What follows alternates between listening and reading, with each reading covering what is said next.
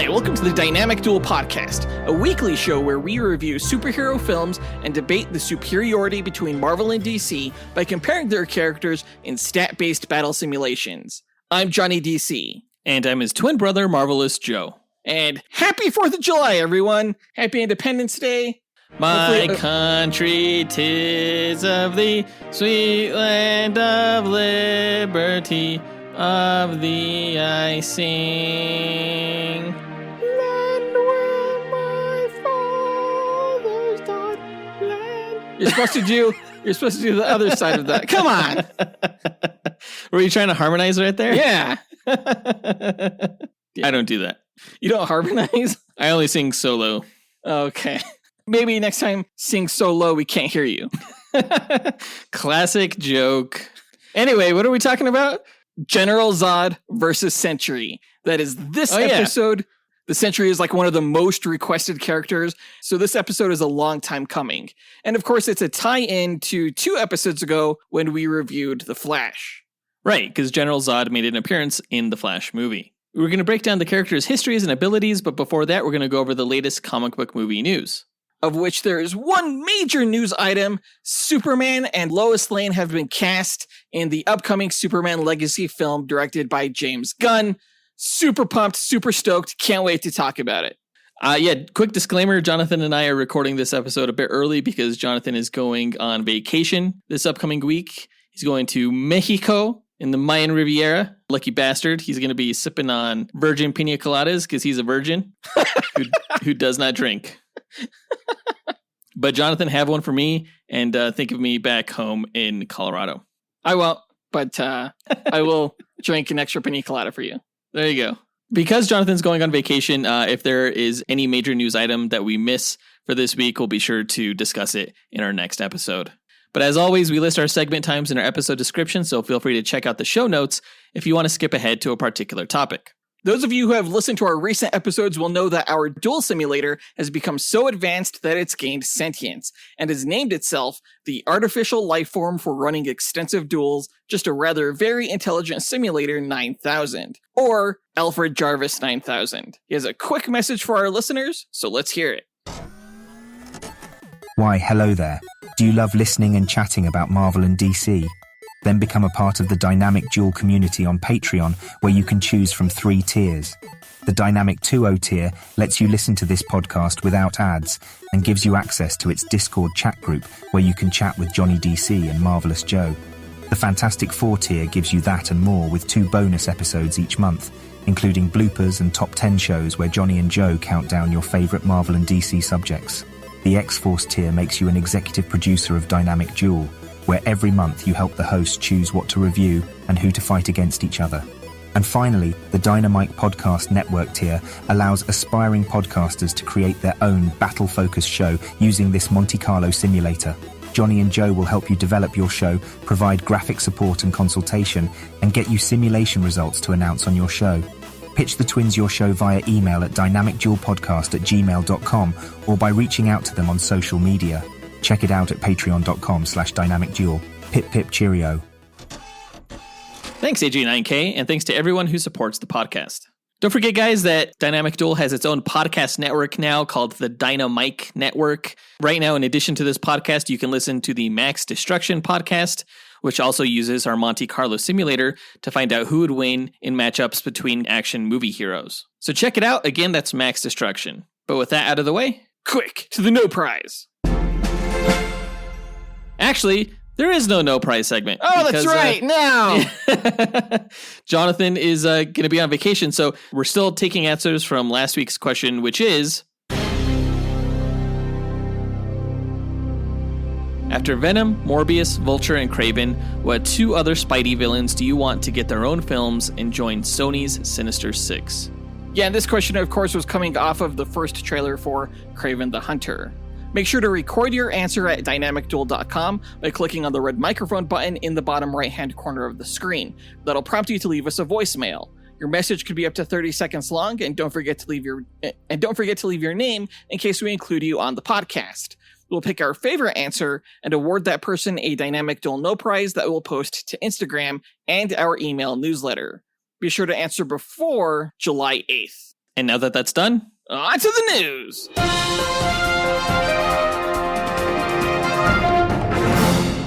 Okay, for the past month, we had heard rumors that James Gunn, the head of DC Studios and the director of the upcoming Superman Legacy film, would be narrowing down his casting choices for the 2 lead roles in that film. I didn't think we were going to hear who was cast until Comic-Con, but it looks like the upcoming Screen Actors Guild strike has hastened the casting announcement because DC Studios potentially may not be at Comic-Con this year, just like a number of studios due to the ongoing strikes in Hollywood. So lucky for us, we've learned that David Corenswet and Rachel Brosnahan have been cast as Superman and Lois Lane, respectively. And I am thrilled. I've been really, really depressed lately, especially since, The Flash in its second weekend got 4th place at the box office and Spider-Man Across the Universe got number 1. It just felt like DC was at rock bottom. But after this casting announcement, it is so good to be a DC fan. I am pumped. You're such a bipolar DC fan. Is there any other kind? No, this is great news. I'm actually familiar with none of their work, neither David Corenswet nor Rachel Brosnahan, but they definitely look the parts from what I've seen. Yeah, they're somewhat obscure actors. Maybe that's not fair. I mean, Rachel Brosnahan has won multiple Emmys for her performance as Miss Maisel in the Marvelous Mrs. Maisel TV show. And she's fantastic in that. My wife watches that show. She loves it. I've caught episodes. I thought she was great. She has all of the spunk and wit and just fearlessness, I think, that it takes to play a character like Lois Lane. I was hoping when I heard that she was one of the finalists that she was going to be cast. And it's so awesome to have that realized. I think she's going to be a phenomenal Lois Lane. Probably and potentially the very best Lois Lane that we've ever seen on screen. David Corenswet, I am not too familiar with his work. I haven't seen Pearl, but now I'm going to for sure. I hear he's great in that. He looks the part for sure. Kudos to James Gunn for these fantastic picks. He's good at casting, so I shouldn't be surprised that these are such good choices. The David Corenswet choice in particular seems like a fan favorite, so that's awesome. Of course, we won't see the film for a number of years. It's not scheduled to be released until July 11th, 2025. So about 2 years from now, we're going to have a whole year in 2024 with just one DC theatrical release. That's the Joker Folie à Deux. Good, that's how it should be for DC. Not for Marvel. God, that would suck if it was Marvel. Whatever. It's just, I guess it's a preview of the 2024 Brothers Awards. Every award is going to be The Joker, Folie à Deux. The Superman Legacy film is really important. There may not be a more important DC film to ever come out that just really needs to hit the nail on the head and be successful. So here's hoping that David Corenswet and Rachel Brosnahan can take us there with James Gunn. Hopefully they can take us higher. No, I'm not going to. I was about to bust out some Creed there, but I was like, we've already done one musical number. We don't need to. You avoided my trap. Good job, sir.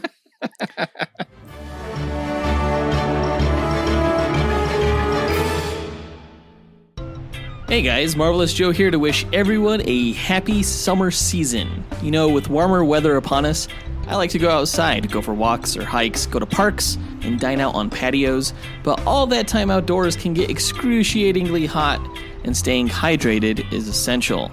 Just ask Aquaman, he can attest to that. Thing is though, I'm notorious for not drinking enough water. I know it's an issue, but that's partially why I use Liquid IV, which is an electrolyte drink mix that you add to water that hydrates you twice as fast. So if I'm out and about, I never get dehydrated, which is important if I'm, at a concert, playing pickup volleyball, going to a brewery or coffee shop. I just pour some Liquid IV in my water and bam, I'm practically Namor the Submariner. Think of Liquid IV like a sports drink, but with 3 times the electrolytes, and it's in powder form, so you can add it to any drink. Their small packets are super convenient to carry around with you in your pocket, so you always have one on hand. In addition to staying hydrated, I love using Liquid IV because it makes water taste better. To me, water's boring, so I flavor it up with lemon lime, pina colada, watermelon, or one of their other awesome flavors. And actually, they just came out with the strawberry lemonade, and I guarantee you I'm picking that up right now. And you listeners can do the same at Liquid IV's website and buy it for less using this podcast's offer. Get 20% off when you go to liquidiv.com and use code DUEL, that's DUEL, at checkout. That's 20% off anything you order when you shop Better Hydration today using promo code DUEL at liquidiv.com. You can also shop using the link that's in our show notes. This summer, stay on top of your hydration and do it for less with our promo code DUEL, sponsored by Liquid IV. Thanks, friends. Means a lot. But I think that does it for all the news for this episode. Now let's move on to the main event, where we find out who's going to win in a duel between the Superman villain, General Zod, and the Avenger, the Sentry.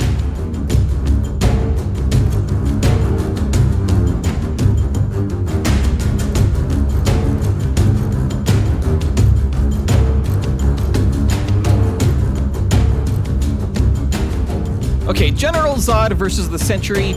These are two solar-powered, super-powered, highly super-powered individuals.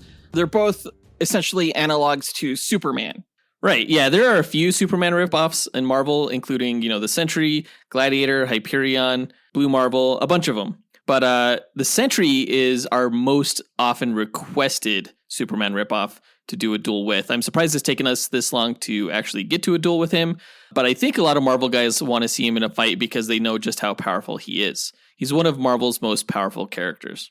Who started off as like an April Fool's joke. Something like that, yeah. Basically, Marvel went to Wizard magazine, which was the comic book magazine at the time, and told them they had discovered an old, forgotten creation of Stan Lee called the Sentry.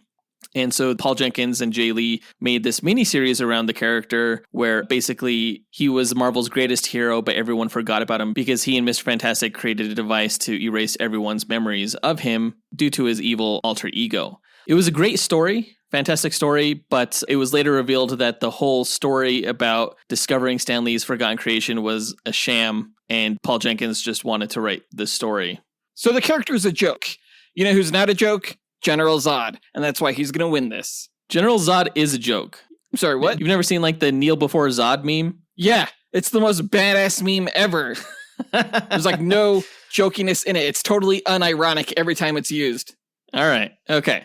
Well, let's go ahead and see who would win in a fight. To explain the methodology behind our duels, our sentient duel simulator, Alfred Jarvis 9000, is going to go over how he determines a winner in our duel matchups. Yes, of course, sir. The way I determine a winner between the contestants is by running 1,000 Monte Carlo simulations using the character's statistics. A Monte Carlo simulation is a probabilistic model used to determine outcomes through random sampling. In this case, I randomize the statistics along a normal distribution as a way to simulate the many variables that can occur during battle. The stat parameters are based on the official Marvel power grid, from which the DC character's statistics are extrapolated. Additional stat categories are included such as range, damage potential, versatility, and perception in order to create a more detailed and accurate simulation. The results of the 1,000 simulations provide a percentage of wins for each character. The contestant with the higher percentage is declared the victor, as they have a higher probability to win any given battle. In an equitable pairing, neither character should win 100% of the matches. The comic book stories have shown that there's even a way for Batman to defeat Superman, so the confidence rate of my method falls in line with the precedents that have been established in the source material. My mathematical simulations are without subjectivity or bias. Feats are not the sole consideration, nor are fan votes tabulated for determination of the winner. Thanks, AJ9K. Before we run the simulations, though, we like to break down each character's histories and abilities before improvising a scenario on how we imagine one of the 1,000 simulations would play out beat for beat. And I believe it's my turn to go first with the Marvel character, so let me go ahead and tell you all about the Sentry. In 1947, after World War II and the disappearance of Steve Rogers' Captain America, the US and Canadian governments launched Project Sentry as a part of Operation Rebirth, tasking scientists with recreating and vastly improving upon the super soldier serum. Over the years and decades of working on the improved serum, Operation Rebirth ran into multiple setbacks. Cold War politics and red tape fragmented the project, and the lab work was outsourced among multiple private subcontractors. with a dissolved central administration and few successes, Project Sentry was largely forgotten. However, over a decade later, one of the project's subcontractors, a humble high school science professor, had unknowingly developed something remarkable called the Golden Sentry Serum. One of the professor's students was a teenager named Robert Reynolds, a freshman with schizophrenia, an anxiety disorder, and meth addiction. Looking for a quick fix, he broke into the professor's lab and stumbled upon the Golden Sentry Serum, which he drank in an attempt to get high. Robert was immediately infused with solar-powered abilities, but due to his psychiatric instability, his mind split and manifested into two entities. The first was an evil persona called the Void, who emanated darkness and fed on souls. The second entity was a golden hero known as the Sentry, with the power of 1,000,000 exploding suns. The two entities separated, unaware of their connection to each other, while the Sentry would revert to his Robert Reynolds' secret identity, now living a seemingly more normal life when not suiting up to fight crime. With a heightened intelligence, Robert constructed a high-tech headquarters for himself in downtown Manhattan called the Watchtower, which was overseen by an artificial intelligence he developed named Clock, which stood for Centrally Located Organic Computer. His heroic exploits became world-renowned, and he fought and defeated villains such as Kingpin, Dr. Doom, the Super Skrull, and even Galactus. Robert also served as a mentor and friend for many new superheroes coming onto the scene, including Mr. Fantastic, the Hulk, Doctor Strange, Iron Man, Professor X, and Spider-Man. He married his high school crush, Lindy Lee, in a ceremony that nearly all of his fellow heroes attended. All seemed to be going well for the hero, until the day his dark alternate self, the Void, manifested, devoting to killing as many people as the Sentry saved. Emerging from his base in Antarctica, the Void descended upon New York City and slaughtered thousands. The Sentry and his friends teamed up to defeat the evil dark entity, but the Void was too powerful. With most of Earth's heroes and all of humanity on the brink of destruction, Robert recognized the Void as an aspect of his own personality, and he and his friend Mr. Fantastic developed a device powered by his Golden Sentry Serum that would psychically erase the existence of the Sentry from the minds of everyone on the planet, including Robert himself. With Robert forgetting the existence of his two personas, the Void and the Sentry disappeared, and though the Earth was saved, the world forgot all about one of the greatest heroes that ever defended it. For a long time, Robert lived a humble existence as an agoraphobic shut-in with his wife, Lindy. However, years later, the Void began crawling his way back into Robert's subconscious and subsequently reality. Recognizing that the Void was returning, memories of his superhero career as the Sentry began resurfacing. Robert reached out to his former hero friends, warning them of the Void's impending return, and slowly revived their own recollection of their adventures together. As the Void began spreading across the globe and killing innocents, it encroached upon Manhattan as the Sentry stood alongside the Fantastic Four, the Avengers, the X-Men, Hulk, Spider-Man, and Doctor Strange in defense. However, as the heroes' memories returned, so did their memory of why the Sentry's existence had to be erased in the first place. With a heartfelt goodbye, Robert and Mr. Fantastic recreated the psychic device, once again erasing the world's perception of the Sentry and all of his heroic exploits. This time, though, the persistent Void came crawling back into Robert's subconscious even quicker, and unaware of what to do this time, he relinquished himself to the authorities to be held in the Raft prison in order to protect others from his evil counterpart. When the villain Electro orchestrated a mass breakout of the Raft, the Sentry joined other heroes in quelling the chaos, though none of them knew who he was. Believing that he could control the emergence of the Void by psychologically manipulating himself into believing he had trapped the entity in his Watchtower base, Robert reclaimed his superhero mantle as the Sentry and joined the new Avengers. Eventually, however, Robert's self-deception withered away, and he and his newfound teammates were forced to battle the Void.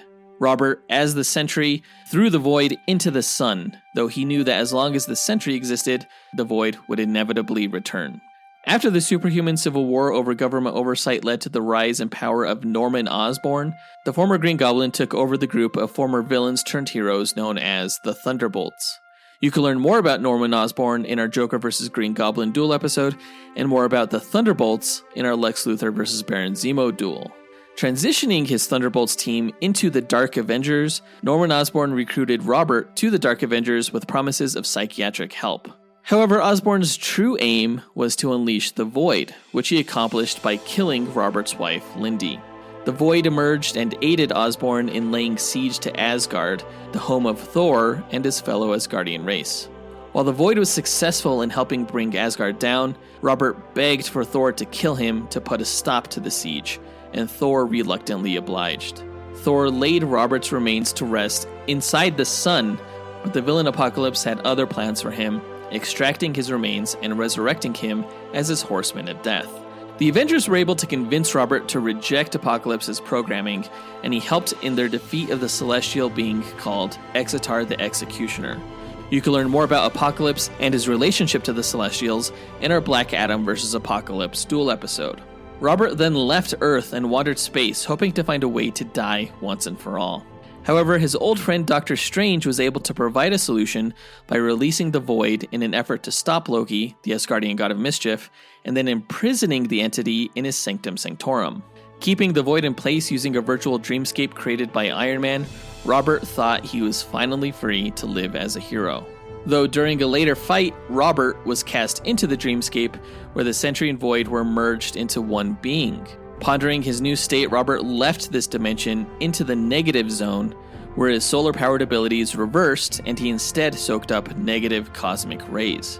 This expelled the Void, who then began to take over the negative zone, leading Robert to team up with the Silver Surfer to stop the entity by remerging Robert's personalities again.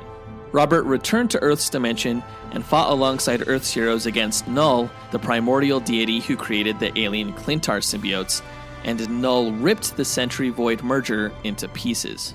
Robert remained in pieces until he was magically resurrected by a mystical cult as their vessel, but Doctor Strange was able to ensure his tragic friend returned to resting in peace. And that's the backstory of the Sentry. Holy shit, what like a tragic tale. Let this be a lesson, kids. Don't do meth. Yeah, and don't break into, chemists' laboratories and just drink random formulas for sure. Exactly. What the fuck? Powers-wise, the Sentry is powered by the Golden Sentry Serum, which allows him to absorb solar radiation. This photokinetic ability grants him immortality and vastly enhanced superhuman speed, intelligence, and strength, able to lift well in excess of 100 tons. He's virtually invulnerable, has enhanced senses, and can project energy in the form of light and heat at a level that can destroy entire city blocks. The Sentry can fly, can teleport, can turn invisible, and has a limitless regenerative healing factor. He does have some vulnerabilities, however, including psychological instability, which occasionally leads to lesser control of his powers. He is weak to negatively charged matter, such as that from the negative zone, and he can be hurt by magical or spiritual-based attacks. Now, I remember reading once that his powers were derived because he exists like 1 second in the future or some bullshit like that. Yeah, his molecules are kind of shifted a moment into the future. I don't know how that explains his abilities, but yeah, that's been stated. Okay, I was hoping you would explain that to me because I thought that was the stupidest reason for a set of powers ever. No, it's better just to think of the source of his powers as being photokinetic. Okay, so like Superman, like Exactly. Zod. Sure. Well, let's get into Zod. Now, there have been several versions of General Zod in the comics, many of which were from alternate dimensions in order to maintain Superman's title as the last son of Krypton. You can learn more about Superman in his Duel episode against Dr. Doom. One version of General Zod was from a pocket dimension where he and his allies survived the destruction of Krypton, managed to kill that dimension's version of Superboy, and ravage the Earth. The survivors of Earth managed to reach out to DC's Prime Dimension and pleaded with the main Superman for help. Superman was able to stop Zod and his allies with gold kryptonite, which in that dimension had no effect on Superman. Having been stripped of their powers, Zod and his allies vowed to one day regain their abilities and destroy his Earth just as they had destroyed that dimension's. Feeling he had no choice but to kill them, Superman did so with green kryptonite. Damn! I know, people get mad about the neck snap. I don't know. A subsequent version of General Zod emerged from an alternate reality created by Brainiac 12, who you could learn more about in our Brainiac vs. Ultron Duel episode. After attempting to take over Brainiac's bottled Kryptonian city of Kandor, which Brainiac had stolen and shrunk as a trophy from the planet Krypton before its destruction, Zod was defeated by Superman and that alternate reality's version of his father, Jor-El. A human version of Zod came about eventually, who was the son of 2 Russian cosmonauts who were bombarded by kryptonite radiation in space when their ship came too close to Kal-El's as it entered Earth. The cosmonauts eventually died from radiation poisoning, but not before they gave birth to a baby named Aruskin, though he was raised in a KGB laboratory under the name Zed. Unnaturally weak under Earth's yellow sun and believing himself haunted by the ghost of the version of Zod that was killed by kryptonite, Zed took up the mantle of General Zod, after building a red suit of armor that bathed him in red solar radiation that somehow empowered him with abilities of Superman. After conquering the fictional nation of Bakolistan, Zed successfully turned Earth's yellow sun red, though Lex Luthor was able to revert it back to normal. Vulnerable once again, Zed accidentally killed himself when he charged and crashed into the now invulnerable Superman at super speed. Okay. The true and original Zod, named Drew Zod, was a general of the Kryptonian military loyal to the governing body of Krypton known as the Kryptonian Science Council. The descendant of a long line of renowned military generals, Drew Zod, otherwise known as Zod, was ruthless and fiercely loyal to the Council, earning him his high rank and the admiration of his lieutenant, Ursa. On behalf of the Council, Zod and Ursa arrested the scientists Non and his former protege, Jor-El, on charges of heresy when the data from their experiments theorized Krypton's destruction. While Non and Jor-El were released with a warning not to pursue their theories and cause undue unrest to Krypton's citizens, Zod reviewed the data and learned that their conclusions were correct. Krypton would soon explode. Defecting from the Council, Zod joined forces with Non, helping him warn the people of Krypton of their potential doom if nothing were done to stop it. For these actions, the Science Council captured Non and lobotomized him, turning him into a mindless brute. Appalled and enraged by the Council's actions, Zod decided that the only way to save Krypton was to overthrow the Council. Though Jor-El, the father of infant Kal-El, who would one day be Superman, rejected Zod's notion that violence was the only path forward, Zod proceeded with his coup, and, with Ursa and Non at his side, was successful in killing 5 members of the Science Council before he was apprehended. Sentenced to death, the 3 were saved by Jor-El, who used the last of his credibility with the Council to influence them to exile Zod and his allies to the Phantom Zone rather than execute them. Jor-El was forced, however, by the Council to be the one to jail them, which he did amidst the hateful rants of Zod, who felt Jor-El had betrayed him and vowed revenge against him and his son. Banished via a Phantom Zone projector into the desolate Phantom Zone dimension, where beings were immaterial and ageless, Zod and his allies drifted aimlessly during Krypton's destruction, during which time the Phantom Zone projector misfired and sent a portion of a military prison known as Fort Raz into the Phantom Zone. Upon finding and entering Fort Raz, Zod, Ursa, and Non somehow regained their material form and maintained it as long as they remained within the fort. After years of collecting scrap and other exiled Kryptonians that he recruited into his amassing army, Zod was able to build drones capable of leaving the Phantom Zone, allowing him to search the cosmos and find Kal-El on Earth. After Zod and Ursa were able to conceive a child within the Phantom Zone, whom they named Lord Zod, they managed to build a spaceship with which they were able to send Lord Zod from the Phantom Zone to Earth, where he was found and adopted for a time by Clark Kent and Lois Lane, who named him Christopher Kent. Lord Zod's spaceship also acted as a beacon and tether to which Zod and his army were able to escape the Phantom Zone and invade Earth, launching a massive attack on the city of Metropolis and successfully imprisoning Superman within the Phantom Zone. With the help of Lex Luthor and Lord Zod, who betrayed his father, Superman managed to escape the Phantom Zone and defeat Zod, returning him and his allies back to the Phantom Zone. Years later, when the formerly shrunken and bottled Kryptonian city of Kandor was restored and the planet of New Krypton was established and positioned on the opposite side of the sun as Earth, Allura Inze, the mother of Supergirl and a member of the New Kryptonian Science Council, freed Zod and his allies from the Phantom Zone. Pardoned and restored to his former position as the general of Krypton's military guild, Zod became a loyal Kryptonian citizen once again. After being wounded in an assassination attempt by Lois Lane's father, the US General Sam Lane, who distrusted Kryptonians, Zod chose Superman to be the acting general of New Krypton in his stead, though he returned to command when Brainiac attacked Krypton once again. After helping defeat Brainiac and being declared a hero, Zod then declared war on Earth for its assassination attempt on him. The war resulted in the destruction of New Krypton and the deaths of a vast majority of the Kryptonian race. Those that did survive, including Zod, were banished once again to the Phantom Zone by Superman and Lor-Zod. In post-Flashpoint continuity, Dru-Zod and Jor-El were childhood friends, after Jor-El and his brother Zor-El saved Dru-Zod from a Kryptonian jungle accident that left Zod an orphan. As adults, after Jor-El created a pocket dimension he named the Survival Zone, Zod determined it could be useful as a prison, which the Science Council approved and renamed it the Phantom Zone.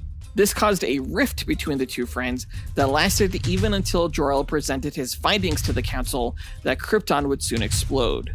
Zod's idea to move Krypton's entire population to the Phantom Zone was rejected, though he moved all of Krypton's prisoners there despite protests. For his actions, Zod was also banished to the Phantom Zone. Eventually, Zod found his way out, along with his army of Kryptonian prisoners, though Superman was able to banish them once again. Zod was later recruited into the Suicide Squad for a time, after which he relocated his family to the far reaches of space on a primitive planet named Jakul that orbited twin yellow suns. Regarded as a god amongst the native inhabitants, Zod used them to build Kryptonian structures in his honor. His actions were eventually noticed by the Green Lantern Corps, who managed to stop him, though both sides suffered casualties. And that's his history so far.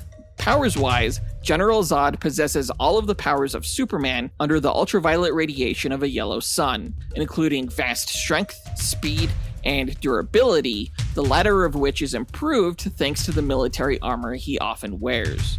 He also possesses flight, enhanced senses, heat vision, and super breath. Zod is a brilliant military strategist, expert combatant, and a weapons expert, though, like Superman, he is weakened by kryptonite radiation. And that's Zod. Zod has a pretty interesting backstory. I didn't know there were so many different versions of him. Too many versions. But the true Zod's backstory is interesting, I agree. It was nice to see that, Superman kills his enemies no matter what medium he appears in. Right.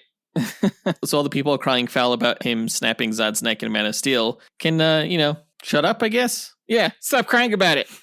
Cry me a river, then build a bridge, and get over it.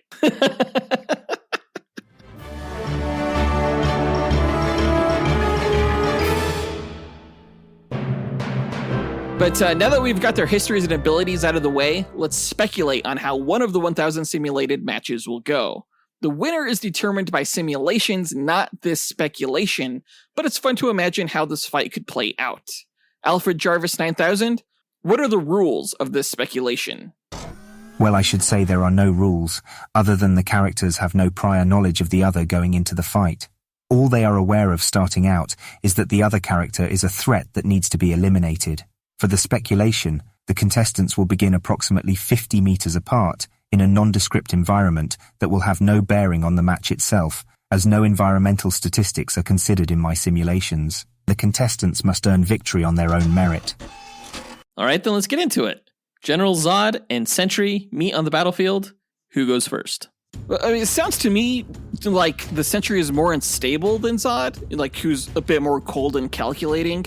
So I think Sentry would go first. You're damn right he would. Sentry's going to start off by blazing right through General Zod at like Mach 100, just flying through that fool, exploding him all over the battlefield.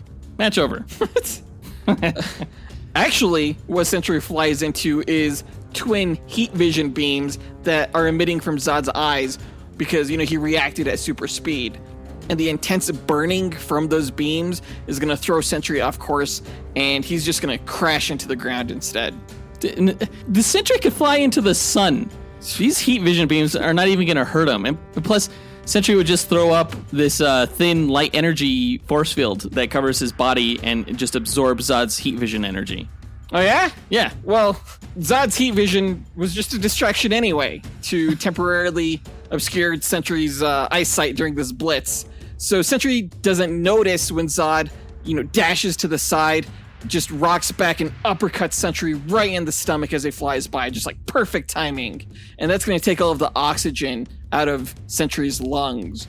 And right away, Zod's going to follow up by grabbing Sentry by his long blonde hair and just freeze breath his head. So it's like frozen, encased in ice. And then Zod's going to slam Sentry into the ground head first, shattering his head to pieces. Fatality. All right, Sub-Zero. But Sentry's head is too durable to shatter. It's not going to shatter. So what happens is, with how hard Zod slammed him, the Sentry just gets driven into the ground, and he's going to go with it. Sentry's going to keep flying down through the ground until he gets to the Earth's core, or whatever planet they're on. Nondescript planet. But Sentry's at the planet's core, where it's warm and the ice around his head melts. And then Sentry's going to send out a light blast in Zod's direction, which is going to create like this cascading effect of like seismic energy and molten lava that just erupts out of the planet at Zod's feet, basically destroying the whole portion of the planet that Zod was standing on. Wait, he did this from the core of the planet? Yeah. Okay, but I'm going to say, whoops, meth brain, Sentry fired in the wrong direction, right? What? No. Yes. Remember, kids, meth. Not even once. The Sentry is not high on meth.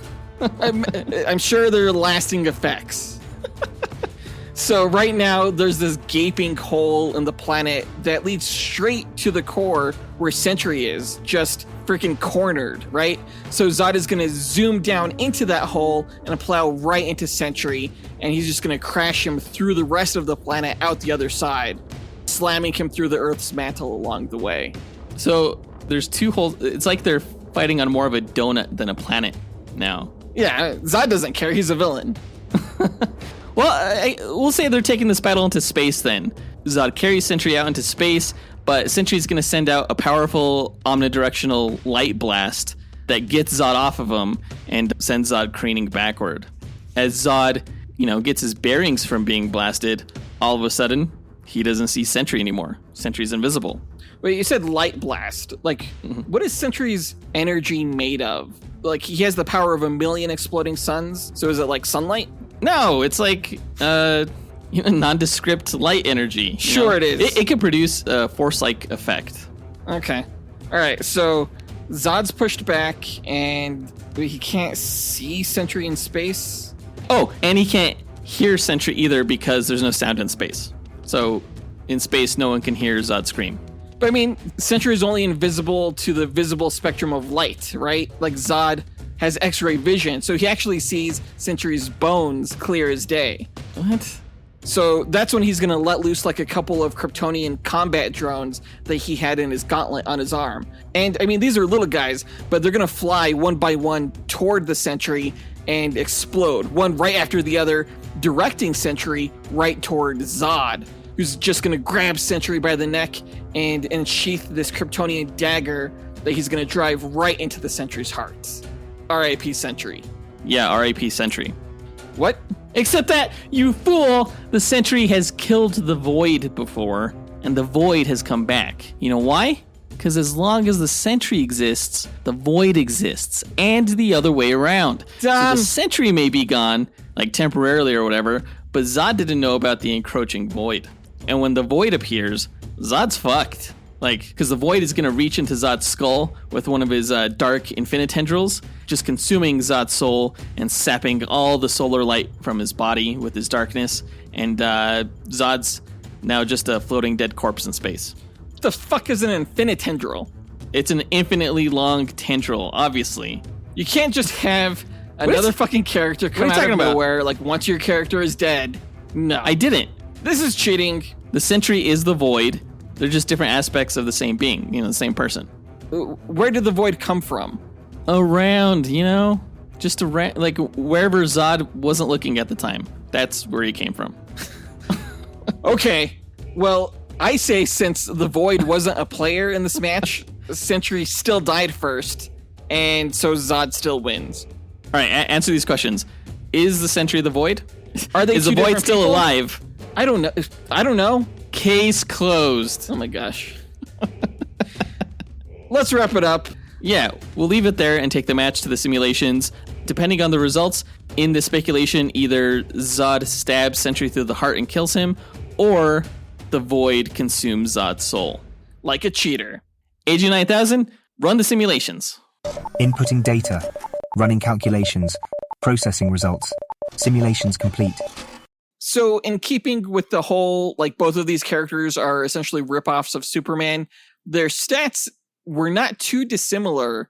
General Zod and Sentry had a ton of categories where they came out even on or close to even, including movement speed, durability, strength, perception, and versatility. Yeah, they were also even on intellect because they're both fairly technologically advanced. I actually think that Sentry has the potential to be smarter due to his Golden Sentry Serum, but his mental issues do come into play. So we said they kind of balanced each other out. We did say that the Sentry is slightly more evasive since he does have the ability to turn invisible and he can create force fields, but Zod is a better fighter with all the military training that he's had. I feel like this is going to be a close one. But of course, since we are recording this episode early, we don't have the Instagram poll results to compare what you guys think to the actual win percentages. That being said, I do think Zod would take that poll because he is, I think, much more popular than Sentry. And no, he's not. Yes, he is. Yes, he is. Has Sentry been in a movie? How many movies has Zod been in? How many cartoons? People love the Sentry. Sentry is stupid, and he's going to kneel before Zod. Well, let's find out. AG9000, the results, please. Here you are, sir. All right. The winner between General Zod and the Sentry is the Sentry. Sentry kneels before no one. It was pretty close, though. Out of the 1,000 matches, Sentry won just 509 of them, whereas General Zod won 491. So it was 50.9%. to 49.1%. Well, at least it was close. This is a coin toss. I'll be honest with you, it's closer than I thought it would be. You're darn right it was. Superman and General Zod and all them they're pretty dang powerful. Heck yeah, they are. But now I guess we can say that Zod kneels before Sentry, which is kind of cool. Zod would never kneel to a fucking joke, a fucking April Fool's joke like Sentry. I mean, the stats say otherwise, so what are you going to do? Son of a bitch. Wait, does this mean Sentry would beat Superman? Yes, that's what that means. But that does it for this duel. Let us know what you guys thought about the results by writing to us at dynamicduelpodcast@gmail.com or by visiting us on Instagram or Twitter. You can find links to all of our accounts by checking out our show notes or visiting our website at dynamicduel.com.